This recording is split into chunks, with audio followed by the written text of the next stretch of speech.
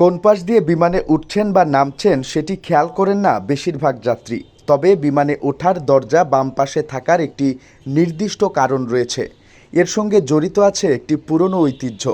ডৌগি sharp নামের একজন TikTok creator, যিনি অবাক করা বিভিন্ন বিষয় সাধারণ মানুষের কাছে তুলে ধরেন, তিনি সম্প্রতি বিমানের দরজা বাম পাশে থাকার বিষয়টি বিশ্লেষণ করেছেন।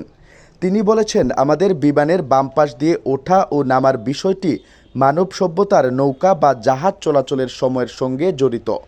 প্রাচীন আমলে নৌকা এবং জাহাজে মালামাল ও যাত্রী বাম পাশ দিয়েই ওঠানো এবং নামানো হতো।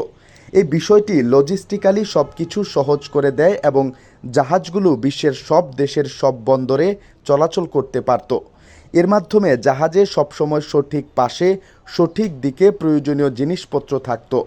যেহেতু মানুষ বাম পাশ দিয়ে জাহাজে উঠতেন নামতেন, সেজন্য জাহাজের বাম পাশকে পোর্ট সাইড বলা হয়ে থাকে। অপরদিকে ডান পাশকে বলা হয় স্টারবোর্ড। জাহাজের পুরনো এই পদ্ধতিটি আধুনিক বিমান চলাচল ব্যবস্থায় গ্রহণ করা হয়েছে।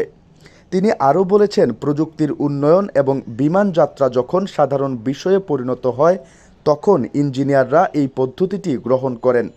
প্রত্যেক বিমান ও বিমানবন্দর এমনভাবে বানানো হয়েছে যেন যাত্রীরা বাম পাশ থেকে উঠতে পারেন। এভিয়েশন বিশেষজ্ঞ মাইকেল ওকলে বিষয়টি নিশ্চিত করেছেন।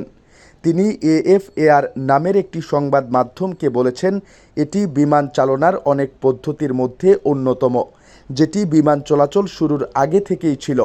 এটি জাহাজ চলাচল সময়কার।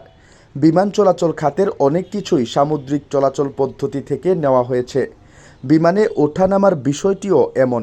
জাহাজে এবং নৌকায় যেমন পোর্ট সাইড হিসেবে বাম পাশ ব্যবহার করা হয়, বিমানেও এই পদ্ধতি গ্রহণ করা হয়েছে।